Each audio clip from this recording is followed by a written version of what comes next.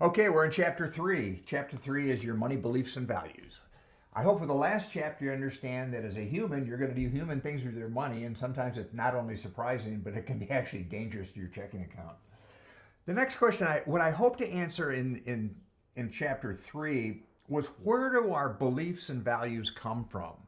Why do we believe what we do about money? Why do we believe what we do about what we need to own and what we have to purchase?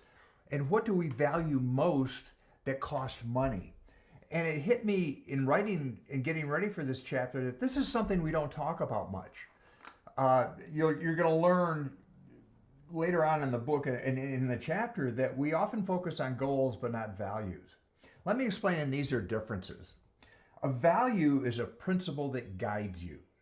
A value might be a comfortable retirement. That's a value. It's a grand ideal. A belief, on the other hand, is a mental picture of reality.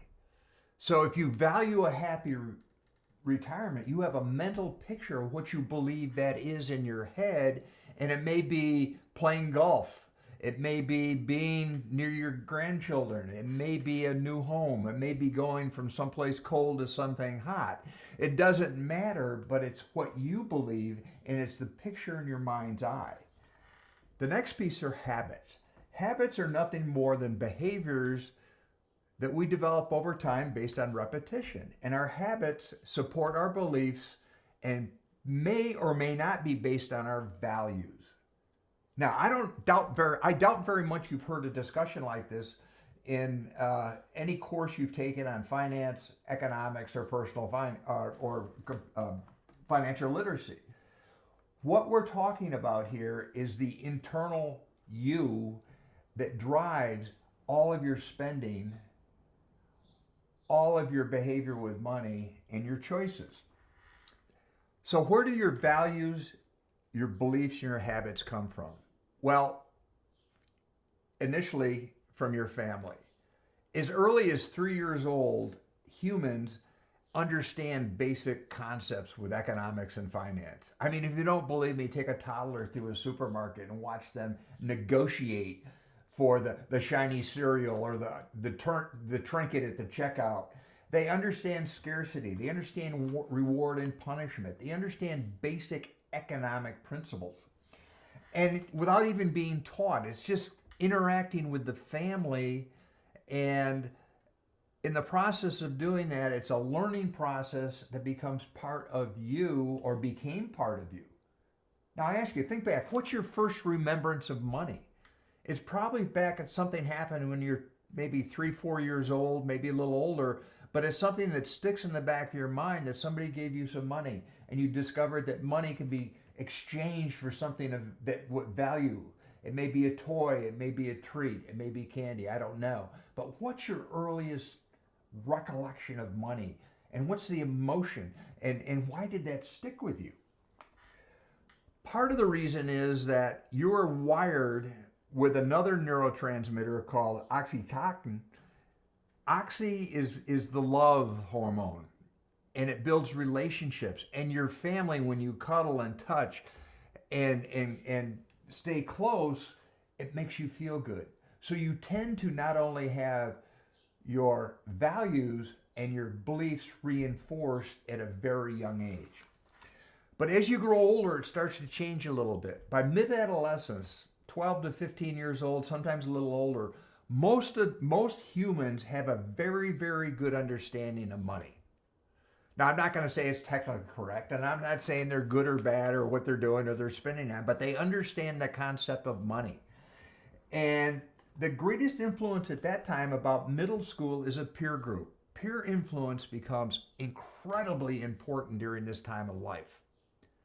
I mean, you want to have a scary thought. Think back to where you were in middle school. Let's put you back about 9th grade, maybe a little early. What were you wearing? What did you have to own? What made you part of the in crowd? What did the group you hung out with, your peer group, expect you to talk like, act like, wear, eat, and enjoy? That's what I mean by peer group influence. It's incredibly, incredibly powerful. But it doesn't stop at mid-adolescence. It happens throughout our life. When you get older, you have the same impact of peer group. It just costs more. So think for a minute. Is there a club you have to belong to? A special car, a special house? Do you have to wear designer wear? I'm not making a judgment call. I'm just saying the influence of peer pressure, peer influences can be incredibly important when it comes to money. It can be good, it can be bad. On the bad side, it can be very dysfunctional, causing you to do things and want things with money that really are antisocial. Most people don't fall into that trap, but you have to realize that peer groups, starting by mid adolescence through your entire life, become a significant influence as to what you find important about money, where you want to spend your money, the things you want to own, and the things you want to do. Then finally, the single greatest catalyst in your spending is culture. Culture kind of wraps up everything because culture is a reflection of your values and your beliefs. But culture now is not a Norman Rockwell kind of culture or Jimmy Stewart in some of his movies, going back to Norman Rockwell little villages and black and white movies, where everything was perfect. Culture was very limited. It was almost limited to as far as you could drive or how well you could adjust the antenna on your black and white TV, and that was your window to the world. But things have changed radically, and I'll talk about this more in the next chapter. But now you're exposed to international culture. In a blink of an eye, looking into your phone, you can see what's going on in almost any place of the world. And you have a window to their culture and their spending, which is important because that means an influencer in Korea can put together a boy band that doesn't speak English to sell millions and millions of records and paraphernalia and merchandise in the United States to screaming young people, and they don't really know how that happened. So culture honestly becomes the single most important element to drive your beliefs, your values, and habits. Culture today is international. It's constantly changing, and because of technology, it's changing rapidly. So there you go. Why is this chapter important? Because your money beliefs and values are very complex.